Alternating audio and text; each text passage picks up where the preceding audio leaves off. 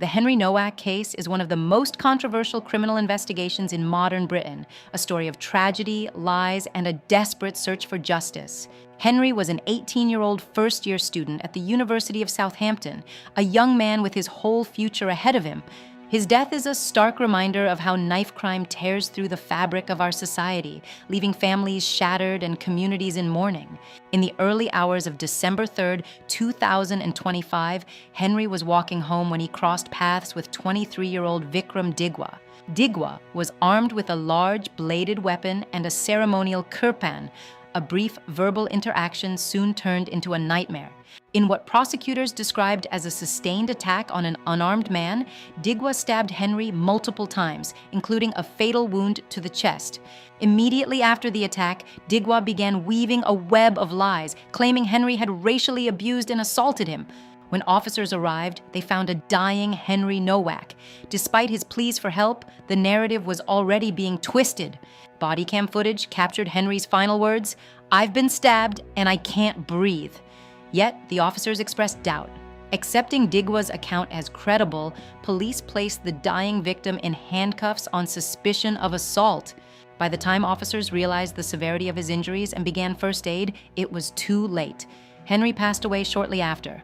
The investigation that followed relied heavily on CCTV and digital evidence to piece together the truth behind the lies. Digwa had recorded Henry as he lay dying, footage that would eventually become crucial evidence of his consciousness of guilt. Detectives concluded that the medical evidence was entirely inconsistent with Digwa's claims of self-defense. The investigation even extended to Digwa's family amid allegations that evidence had been concealed to protect him.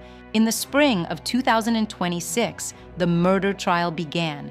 The prosecution laid out a case of a deliberate and unlawful attack. Digwa maintained his claims of racism and self-defense, but the jury saw through the fabrication. The jury rejected the self-defense argument and convicted Vikram Digwa of murder. Justice, though delayed, was served. On June 1st, 2026, Digwa was sentenced to life imprisonment with a minimum term of 21 years. The judge concluded that Henry had not behaved racially and that Digwa's actions had fueled dangerous racial tensions. Digwa's mother was also convicted for assisting an offender, as the consequences of the crime rippled further. Following the sentencing, the release of the body cam footage triggered nationwide outrage over the police response. The footage confirmed that Henry had repeatedly told officers he had been stabbed, only to be questioned and handcuffed. The Independent Office for Police Conduct opened an investigation into the actions of the officers that night. Prime Minister Keir Starmer and senior ministers described the footage as deeply disturbing, calling for accountability. Protests erupted in Southampton. While many demanded accountability, some demonstrations unfortunately turned violent. Henry's father urged for peace, asking that his son's tragedy not be used to create further division. Today, the IOPC investigation continues. The public still asks why a dying victim was treated as a suspect. The case remains a haunting example of the lethal nature of knife crime and its long-lasting impact on families. Henry Nowak's life was cut short by violence and lies. His story serves as a call for a safer society and police accountability. Head, so I then grabbed him and then he started pushing me, attacking me even further and everything like that. At the minute now he's lying on the floor. He was trying to get away. He jumped over some bins and stuff on the other neighbour side. He jumped over the bins and tried to leave through the bin way. He's left a shoe here as well. So he doesn't have any injuries? He's hurt his face. I think he's fallen because when he tried to climb over the bin, he's fallen from the one side of the bins over the gates to the other side. I think he needs medical attention. Does he need medical attention, you reckon? He will, yeah, I believe, yeah. Just to confirm, no one's seen any weapons? No. I don't know what weapons. Two-tier policing is a political term, not a formal legal or policing concept. It refers to the belief that police apply the law differently to different groups. For example, based on race, religion, politics, or social background. Supporters of the idea argue that some groups receive more lenient treatment, while critics argue that differences in policing are usually explained by the specific circumstances of each incident rather than systemic favoritism. How the term became linked to the Henry Nowak case. The debate intensified after the murder of Henry Nowak. According to court findings, Nowak was fatally stabbed by Vikram Digwa.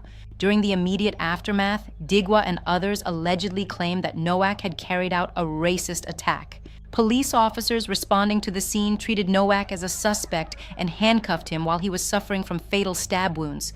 Body cam footage, later released to the public, showed officers restraining him despite his statements that he had been stabbed and was struggling to breathe. Digwa was subsequently convicted of murder and sentenced to life imprisonment. Why some people call it two-tier policing. Critics argue that officers appeared to accept the accusation against Nowak too readily and failed to properly assess the evidence at the scene before treating him as a suspect.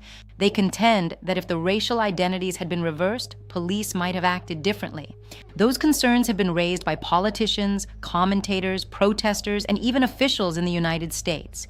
The phrase became especially prominent after video showed Nowak being handcuffed while critically injured. The allegation of racism against him was later found to be false. Hampshire police faced an investigation into their actions. Protests erupted in Southampton, accusing police of bias. Now, let's take a look at what authorities say regarding these claims. UK government ministers, police leaders, and others have rejected claims that the case proves the existence of a nationwide two-tier system. They acknowledge that the police response may have been seriously flawed, but argue that individual errors do not automatically demonstrate systemic discrimination. The police watchdog is currently investigating the officer's actions. For Nowak personally, the controversy centers on the fact that he was the victim of the stabbing. He was initially treated by officers as a suspect rather than a victim and was handcuffed while mortally wounded. The police response became the focus of public outrage and an official investigation. How it affected Vikram Digwa. Digwa's murder conviction and life sentence were not reduced or altered because of the policing controversy. However, the false racism allegation made immediately after the stabbing became central to the public debate. Critics argue that officers gave too much weight to that allegation during the initial response, which is why Digwa's actions became linked to accusations of two-tier policing. The Henry Nowak case has become one of the most prominent examples cited in this debate. Whether it proves systemic bias remains heavily disputed, but the investigation continues to trigger major national debate about fairness, race, and policing.